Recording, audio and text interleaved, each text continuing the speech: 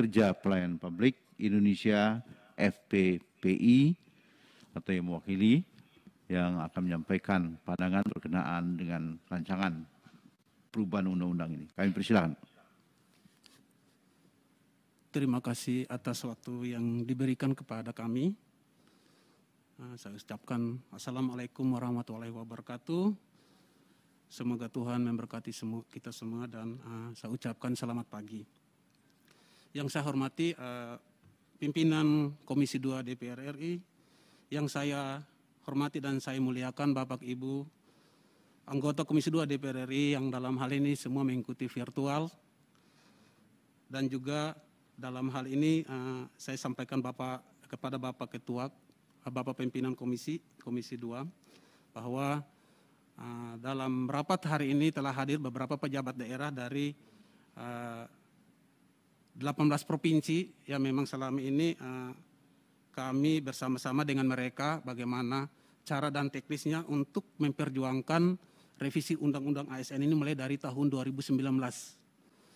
Jadi dalam hal ini mungkin sebelum saya bacakan dan saya sampaikan usulan maupun rekomendasi kami, ini perlu juga saya sampaikan bahwa untuk revisi Undang-Undang ASN bagi kami Federasi Pekerja Pelayanan Publik itu kemungkinan tidak terlalu banyak usulan masuk, tetapi kami federasi bersama dengan pejabat daerah di 18 provinsi, kami mendukung sepenuhnya revisi Undang-Undang ASN ini supaya dalam waktu dekat ini kalau bisa atas berkat Tuhan diselesaikan. Inilah yang mungkin saya sampaikan lebih awal kepada Bapak Pimpinan.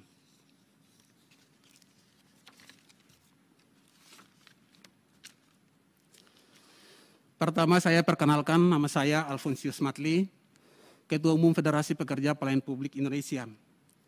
Dan dalam hal ini sesuai dengan bahan yang kami sudah susun dan kami juga sudah sampaikan kepada Bapak Ibu di staf dan pegawai di Komisi 2 yang kemarin saya sudah kirim. Federasi merupakan perjuangan utama dalam memperjuangkan rancangan undang-undang tentang perubahan atas Undang-Undang Nomor 5 Tahun 2014 tentang aparatur sipil negara atau revisi undang-undang sejak Desember 2016, dan lembaga ini turut mengajukan revisi Undang-Undang ASN ke Badan Legislasi DPR RI pada saat itu. Federasi Pekerja Pelayanan Publik bersama dengan pegawai non-PNS di semua bidang dan nomenklatur yang semula berawal dari wilayah timur Indonesia, yaitu Provinsi Papua, Papua Barat, Maluku, Maluku Utara, dan NTT, menjadi 18 provinsi di Indonesia yang terdiri dari pekerja pelayanan publik dengan keanggotaan berjumlah 22.548 tenaga honorer. Kami adalah pekerja pelayanan publik yang telah memiliki pengalaman yang kurang 5 tahun dan paling lama 52 tahun terhitung sejak RUU ASN ini disahkan. Beberapa proses pengusulan dan pengawalan revisi Undang-Undang ASN yang kami ikuti, yaitu revisi Undang-Undang ASN telah diusulkan atas inisiatif DPR RI melalui Badan Legislasi dan telah disetujui menjadi prolegnas prioritas tahun 2017. Supresnya nomor 19/Pres/03/2017.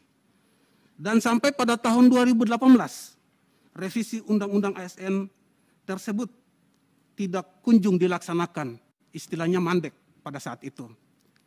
FPP kemudian mengambil inisiatif rapat dengar pendapat umum RDPU dengan Badan Legislasi pada tanggal 25 Desember 2019. Pada saat itu sudah setelah pemilihan umum dan pelantikan anggota DPR RI periode sekarang dan juga pelantikan Bapak Presiden terpilih. Hasilnya atas kesepakatan 10 fraksi partai politik di DPR RI, revisi Undang-Undang ASN kembali menjadi program legislasi yang disahkan dalam rapat paripurna pada tanggal 2 April 2020. Dengan Supres nomor R-28-Pres-06-2020 tanggal 12 Juni 2020, Presiden telah mengutuskan 4 menteri, yaitu Menpan RB, Menteri Keuangan, Mendagri, dan Menteri Hukum dan HAM. Itulah yang mungkin saya sampaikan, dan juga ada kelanjutan terkait dengan tujuan revisi Undang-Undang ASN yang selama ini kami inginkan. Supaya revisi ini kalau bisa diselesaikan. Karena revisi ini sudah sangat lama, Bapak Pimpinan. Dari tahun 2016 disahkan ini revisi, draft RUU ini. Revisi UU ASN sebagai upaya politik hukum menyelesaikan tidak adanya kepastian hukum dan status kepegawaian publik akibat tidak diatur dalam bab peralihan UU nomor 5 tahun 2014 tentang aparatur sipil negara. Kepastian hukum dalam status kepegawaian diperlukan bagi para pekerja pelayan publik sebagai aparatur sipil negara yang telah bekerja secara terus-menerus, terutama bagi mereka yang menerima SK sebelum 15 Januari 2014 dengan status kerja, tenaga honorer, pegawai tidak tetap, pegawai tetap non-PNS, atau tenaga kontrak. Revisi Undang-Undang ASN bertujuan pula untuk memastikan terpenuhinya jaminan sosial bagi ASN, termasuk jaminan pensiun bagi ASN yang berstatus pegawai pemerintah dengan perjanjian kerja, sesuai dengan pasal 27 ayat 2 dan pasal 28D ayat 2 Undang-Undang Dasar Negara Republik Indonesia tahun 1945 tentang kewajiban negara untuk memberikan jaminan sosial.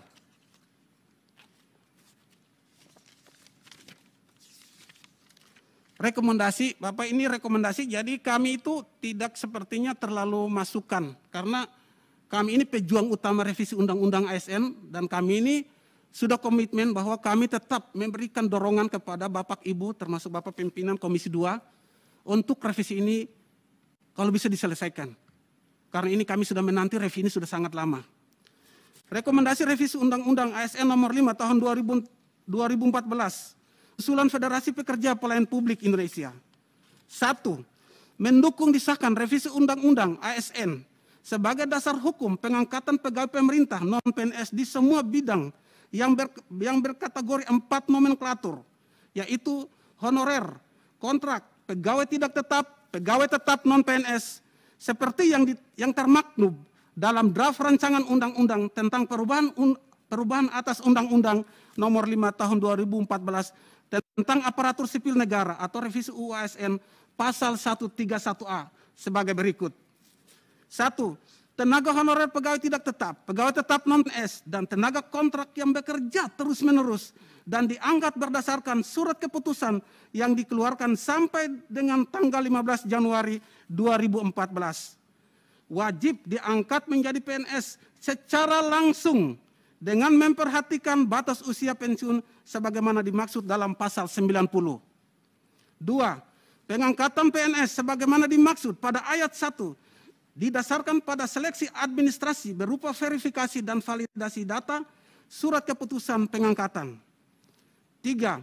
Pengangkatan PNS sebagaimana dimaksud pada ayat 1 dilakukan dengan memprioritaskan mereka yang memiliki masa kerja paling lama dan bekerja di bidang fungsional, administrasi pelayanan publik, antara lain pada bidang pendidikan, kesehatan, penelitian dan pertanian. 4. Pengangkatan PNS sebagaimana dimaksud pada ayat 1 dilakukan dengan mempertimbangkan masa kerja, gaji, ijazah pendidikan terakhir dan juga diperoleh sebelumnya. Tunjangan yang diperoleh sebelumnya. 5. Tenaga honorer pegawai tidak tetap, pegawai tetap non-PNS, dan tenaga kontrak diangkat menjadi PNS oleh pemerintah pusat. 6. Dalam hal tenaga honorer pegawai tidak tetap, pegawai tetap non-PNS, dan tenaga kontrak tidak bersedia diangkat menjadi PNS sebagaimana dimaksud pada ayat 1 harus membuat surat pernyataan ketidaksediaan untuk diangkat sebagai PNS. 2. Pengangkatan bila dilakukan secara bertahap sesuai dengan kondisi keuangan negara dengan memprioritaskan hal-hal yang telah disebut pada pasal 131A di atas, yaitu mereka yang memiliki masa kerja paling lama dan bekerja pada bidang fungsional administrasi pelayanan publik dan mereka yang telah mendekati usia pensiun. Mengingat bagi tenaga honorer, pegawai tidak tetap, pegawai tetap non-PNS, atau tenaga kontrak yang menunggu pengangkatan sebagai PNS wajib mendapatkan upah atau gaji sekurang-kurangnya sebesar upah diperoleh sebelumnya. Tunjangan yang diperoleh sebelumnya. 5. Tenaga honorer pegawai tidak tetap, pegawai tetap non-PNS, dan tenaga kontrak diangkat menjadi PNS oleh pemerintah pusat. 6. Dalam hal tenaga honorer, pegawai tidak tetap, pegawai tetap non-PNS, dan tenaga kontrak tidak bersedia diangkat menjadi PNS sebagaimana dimaksud pada ayat 1, harus membuat surat pernyataan ketidaksediaan untuk diangkat sebagai PNS. 2. Pengangkatan bila dilakukan secara bertahap sesuai dengan kondisi keuangan negara dengan memprioritaskan hal-hal yang telah disebut pada pasal 131A di atas, yaitu mereka yang memiliki masa kerja paling lama dan bekerja pada bidang fungsional administrasi pelayanan publik dan mereka yang telah mendekati usia pensiun. Mengingat bagi tenaga honorer, pegawai tidak tetap, pegawai tetap non-PNS, atau tenaga kontrak yang menunggu pengangkatan sebagai PNS, wajib mendapatkan upah atau gaji sekurang-kurangnya sebesar upah minimum kota, kabupaten, dan provinsi. 3. Memohon agar revisi Undang-Undang ASN memberikan peluang yang seluas-luasnya kepada pekerja pelayanan publik dari jenjang pendidikan sekolah paling terendah yaitu pendidikan sekolah dasar. Hal ini dilatar belakangi banyak pekerja pelayanan publik dengan ijazah SD dan SMP yang sepanjang hidupnya mengabdikan diri kepada negara di wilayah pedalaman, terpencil, terisolir, tertinggal, hingga wilayah perbatasan dengan negara lain, antara lain Provinsi Papua, Nusa Tenggara Timur, Kalimantan, dan Aceh. 4. Mengingat prinsip-prinsip pemerataan dalam penyelesaian pengangkatan pekerja pelayanan publik dilakukan secara kolektif dan tidak bernuansa politis, serta tidak berkaitan dengan kepentingan golongan atau pribadi, maka kami harap semua jenis SK yang dimiliki oleh pekerja pelayanan publik di bawah ini dapat diproses dan diangkat menjadi PNS sebagaimana dimaksud pada pasal 131A.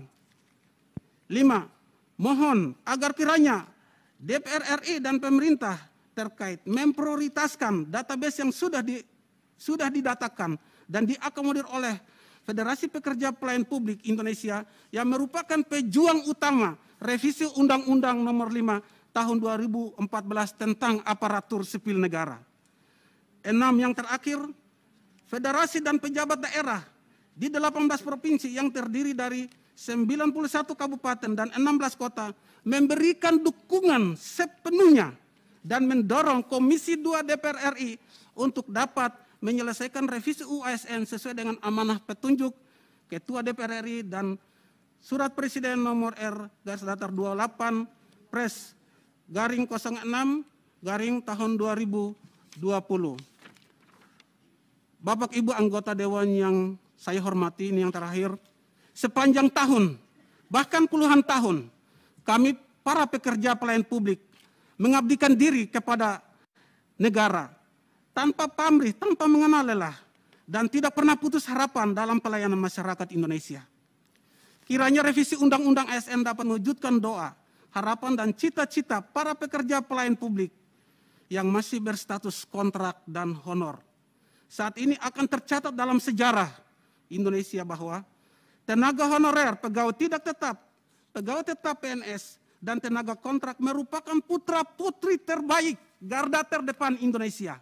Dan sejarah telah membuktikan bahwa 45% pembangunan negara Indonesia, baik SDM, infrastruktur, dan lebih utama pada bidang pelayanan publik telah dilakukan oleh tenaga honorer.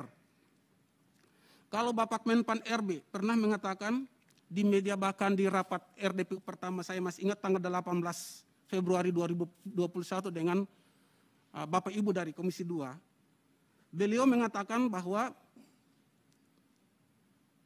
pengangkatan kami menjadi PNS atas dasar RUU ASN akan bertentangan dengan prinsip merit system dan tidak adil bagi putra-putri terbaik bangsa yang ingin bekerja di lingkungan instansi pemerintah. Secara tidak langsung beliau mengatakan bahwa kami tidak kompeten. Kalau kami tidak kompeten, lalu kenapa kami dikontrak berkali-kali hingga belasan tahun oleh negara? tenaga dan pikiran jelas dibutuhkan. Tidak sedikit dari kami yang bahkan rela bekerja dengan gaji 100.000 sampai 500.000 per bulan. Padahal kami sudah bekerja bertahun-tahun, bahkan puluhan tahun, apalagi kawan-kawan yang bekerja di garis terdepan, di daerah perbatasan dengan negara lain, dan juga di daerah-daerah terpencil dan terisolir. Kiranya Bapak Ibu dari Komisi 2 DPR RI, khususnya Panitia Panja, dari kami Federasi Pekerja Pelayan Publik tidak pernah memberikan masukan-masukan. Karena mengingat bahwa revisi Undang-Undang ASN ini kami sudah berjuang dari tahun 2016. Dan ini sudah sangat melelahkan. Dan revisi Undang-Undang ASN tidak berpihak kepada siapapun, tetapi berpihak terhadap seluruh honorer.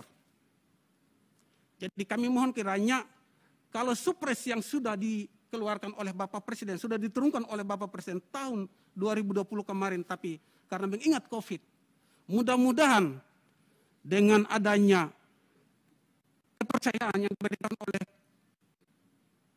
dalam hal ini pejabat negara Bapak Presiden dengan Ibu Ketua DPR RI yang harusnya ditunjukkan kepada Bapak Ibu Komisi 2, saya sangat mohon dan ini saya sangat meminta dari hati yang paling dalam, kiranya revisi Undang-Undang ASN ini jangan terlalu lama lagi Pak, kalau bisa diselesaikan dalam waktu yang dekat. Karena kami honorer ini, jujur saja Bapak, ada dua alternatif yang selalu terbayang dan selalu berada dalam hati kami, ada dua. Yang pertama itu kami takut kalau gaji tidak dibayar. Lalu yang kedua itu Pak, itu kami takut yang lebih parah lagi itu kami dipecat. Jadi apa yang kami lakukan selama ini sepanjang hidup kami bekerja di bawah naungan pemerintah, apapun yang diperintahkan oleh pegawai pejabat ASN tetap kami lakukan. Bahkan yang tidak kami lakukan cuma hanya satu Bapak, itu jalan ke liang kubur. Karena kami tahu bahwa kami ke sana akan mati.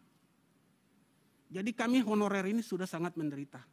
Baik 4 nomenklatur, mungkin teman-teman dari kategori 2, dan juga teman-teman yang memang selama ini sudah berjuang tetapi mungkin belum masuk dalam perjuangan revisi Undang-Undang ASN ini, kami sangat mohon. Kiranya revisi ini kalau bisa dalam waktu dekat bisa diselesaikan. Inilah yang kami minta Bapak, tapi untuk kami Federasi Pekerjaan Pelayan Publik, kami merasa bahwa kami tidak memberikan masukan-masukan. Kami sudah merasa bahwa revisi Undang-Undang ASN sudah pas dan tidak ada masukan lagi. Inilah yang kami sampaikan hari ini kepada Bapak pimpinan mewakili Bapak Ibu seluruh Komisi 2. Terima kasih dan saya sampaikan Assalamualaikum warahmatullahi wabarakatuh. Semoga Tuhan memberkati semua, kita semua. Terima kasih. Terima kasih Bapak.